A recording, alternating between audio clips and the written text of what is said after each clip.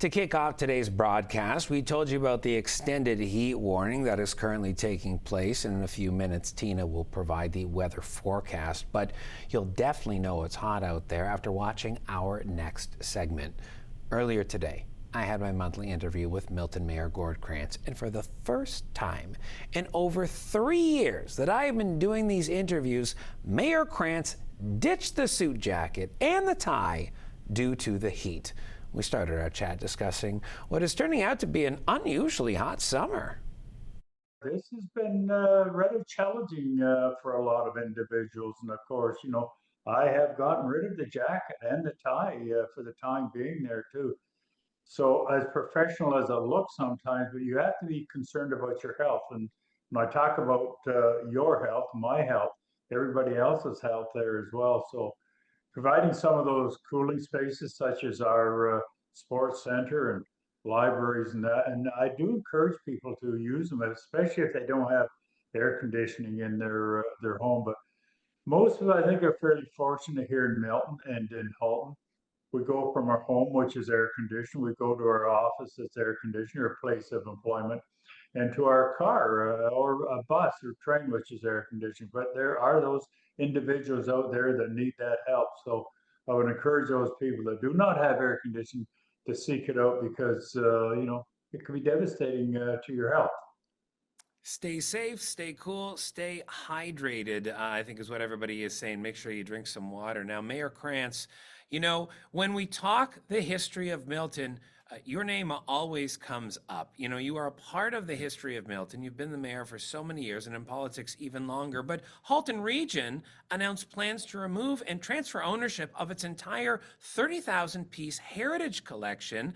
I'm curious, though, obviously there are Milton artifacts in here as well. What does this mean for the history of Milton? Well, not only the history of Milton, but the previous four townships, and I talk about the township that I was born and raised in, the former township of Squeezing, and of course the Milton Heights area was the legal township that I was born and raised in. There was a township of Nasquet, township of Trafalgar, and township of Nelson, and of course, Oakville, Burlington, Acton, Georgetown, and including Milton as well. So there's a lot of history there. As you know, and everybody else, I've always got my eye on the bouncing ball when it comes to that almighty dollar. And of course, it can be a bottomless pit when you're not very careful when it comes to artifacts and museums, because they don't pay for themselves. But it'd be a shame to lose a lot of our history and a lot of our heritage, no question about it. I've gone on record to say before, if you don't know where you've been, there's a good chance you will not know where you're at. You sure as heck won't know where you're headed. Well, Mayor Krantz, I want to talk about where we're headed, though, because council has just passed, the new development plan for Milton Town Square, at least phase one. What used to be a parking lot will be redeveloped into a square where people can enjoy right across from Town Hall.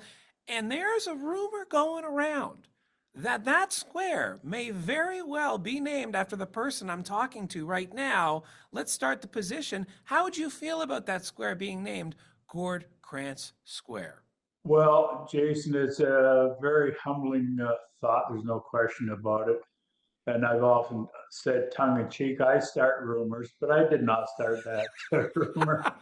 Uh, it's been suggested, but in all sincerity, I've been a strong, strong advocate for having a town square because, especially in the older area of any municipality, if you don't have a square, and I think about the former, borough of North York, the late Mel Lastman.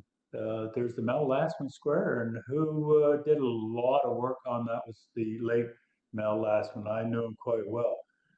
So, but it would be a humbling experience if that was to happen. And of course, and I know it's been floated, I know that.